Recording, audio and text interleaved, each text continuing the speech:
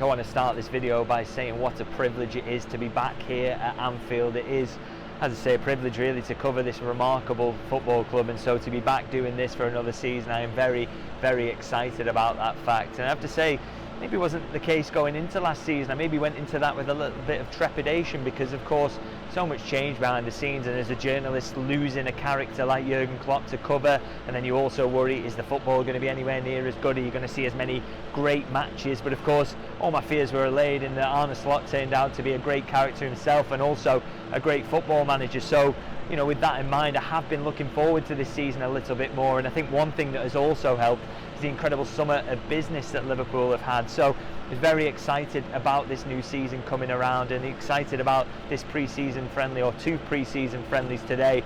And I think what we saw from the games kind of showed why, you know, I and a lot of fans are really, really looking forward to this new season now. A 4-1 win and a 3-2 win, and I think if you're a rival fan watching these games, you'd be thinking, well, I'm a little bit worried that Liverpool are going to run away with it again, because they just look so slick, don't they, in some of the football they've played across these two games really. And I think, as I say, with rival supporters maybe looked at the amount of turnover amongst this Liverpool squad and thought, okay, it's going to be almost a completely different squad in certain areas to last season. So will they have that continuity there? Will they be anywhere near as good as the side that ran away with the league? But I think, as I say, these two back-to-back friendlies with kind of a, you know, the B team really in the first one, and then very much the first team in the second, I think we saw enough in the football there to suggest that Liverpool are going to be very, very slick, and that all the new lads that they've signed are fitting in brilliantly to this style of football. He may even have made this team stronger, which is a frightening thought, as I say, for rival supporters. I think, you know, the reason that they're looking so slick is, you know, it's testament to the fact they've had a full pre-season together. They didn't get that last time around, and pretty remarkable that they made as strong a start as they did. But this time around, they've had everybody together, even the new lads coming in, been able to fit them into the style of football, get used to the demands, and I think that's helped Liverpool in terms of bedding in and getting this team together. And I also say, you know, one of the key things of Arne Slot, one of the most impressive things he did in his managerial career prior to coming here, and particularly at Feyenoord, was showing that high turnover among his squad wasn't really a problem for him going into new seasons, because of course at Feyenoord he would lose a lot of key players coming into the summer. They would get picked off by bigger clubs across Europe, so it's a lot of big summers for him where he had to have a lot of turnover. He had to almost start from scratch with his team, and yet his teams were always strong, always competitive despite that fact. So he's very much used to this, and of course it is pretty handy that some of the players he signed here are undeniably world-class talents as well, who tend to fit in quickly. They tend to adapt to new demands quickly as well, and I think we've just seen evidence of that as pre-season has gone on, and particularly in today's game, that Liverpool are going to be slick, they're going to be brilliant, and they're going to be a real prospect coming into this title race again as they look to defend the title. So I think an awful lot really that the manager will be happy with from these two games. As I say, two really good performances on the whole, a lot of goals, a lot of impressive attacking play, and I think a lot, as I say, for the manager to be happy with. Now, in terms of the talking points really, there's a couple of things I want to focus on from the first game in particular, and they are Rio Ngumoha and Trey Nyoni, and I've spent most of this pre-season talking about both of them, but as I say every time, if they keep playing in a way that deserves to be mentioned, then I will keep talking about them, and I've had to mention them, you know, how good they are for the age that they are at the moment. I thought two really, really strong performances. I mean, Ngumoha again, the speed with which he did what he did today, in terms of getting a goal and an assist so quickly in the game, is just ridiculous. And, you know, again, you put him on every new stage, and he comes here to Anfield, and he's playing, obviously he has played at Anfield before, but I think, you know, he's very much kind of in and around the first team now in comparison to maybe last season. And yet he just keeps stepping up, doesn't he? He keeps doing a new thing, he keeps doing something that's more impressive than the last time you saw him. And I think all the way through this pre-season, he really has reminded me of Raheem Sterling when he broke through at such a young age, and that is what kind of, you know, makes me think that it's possible he can have an impact on the first team at the age he is, and not that he doesn't necessarily need to be held back.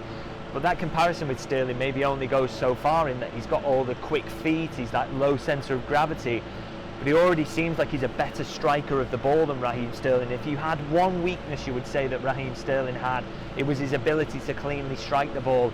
Ngumoha, look at his goal today, the way he hits it. You know, he can strike the ball, and he can also strike it off his left foot as well. And so, you know, this kid has got absolutely everything, I think, to have a big impact on this season, really. You know, and I thought, you know, the deftness of his assist, the intelligence to just nod it down, knowing that Núñez would be there as a number 9, it was just very, very impressive. And again, maybe we shouldn't focus on his age so much, because yes, it is impressive that he can do what he does at this age, but as I say, I think he is a genuine first team option regardless of the age. That is just a number, and as they always say, if you are good enough, you're old enough. So maybe, just maybe, he will be in and around it as we would expect this season. And for me, obviously, big rumours around Alexander Isak, that will not go away. And you know, we're in a position now where I think if Newcastle do get the signings they want, that Isak, they will get that deal over the line in the end. And if that is the case, I think there's a genuine case for Liverpool to stop the forward line business there, because they've got Ngumoha, who can genuinely do bits for them this season. He is good enough to do that. He is going to be 17 shortly, so maybe that makes you feel slightly better about the age thing. And he's just good enough to do it. As I say, everything he did today, he did with class, so he should be in and around it, and I think he's shown all pre-season that he absolutely deserves that. And so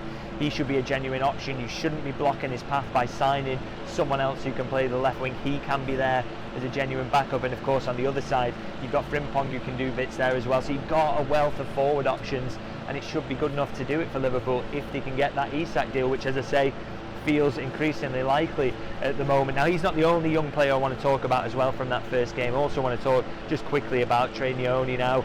Maybe a bit more difficult for him to get minutes in, that the competition in midfield is a little bit stiffer, but if you do things like he did today in terms of showcasing versatility and the ability to drop into different positions as he did at centre half, then I think that speaks highly about, one, how highly the coaching staff rate him to ask him to do that despite his youth. It would have been so much easier to ask a senior pro to drop back and use Nyoni in a position that he's more familiar with, but they obviously trust him in his football IQ, but also his ability to just actually do it when he got there. I thought a couple of ropey moments early doors in possession where he's still working out that you can't take as big a risks on the ball from centre half as you can maybe when you're a little bit more advanced in central midfield, but he seemed to work it out after that, and some really, really classy interceptions moments where he looked so composed when he was getting pressed on the ball as well. Just think he's an absolute mega talent, which again, you know, should be in and around it, should be in contention this season for minutes, and really, really enjoyed it. And one particular moment where he's kind of running back towards the Anfield Road end, there's a 2-on-1 against him, and he's almost Virgil van Dijk-like in terms of he holds his position between the two players so that the pass isn't really on, and then waits till the last moment, till the pass is attempted, cuts it out and gets Liverpool away. And I just thought, brilliant intelligence for a young footballer, that, and you can see why he's in and around it and why he is going to play a role for Liverpool this season. He's a bit more subtle than Ngumoha because he's not scoring the goals and doing all that, but he's so composed and brilliant, and I think he's got a really, really big future at Liverpool. Now, I'm going to move away from the first game because, as I say, it was mostly fringe players, wasn't it? Not too much to read into that, and I think a little bit more to read into the second game. And so much to talk about from it, really. I mean, Florian Wirtz is class, you know, his touches, his ability. It's so clear that he's going to be a big player for Liverpool. But Jeremy Frimpong, again, some more deft touches from him to go with the electric pace, and he looked really, really quick and frightening. I thought Ekitike, fantastic assist for him, and you know, really like the way he G'd up the crowd, the way his work rate that he showed, his touch as well.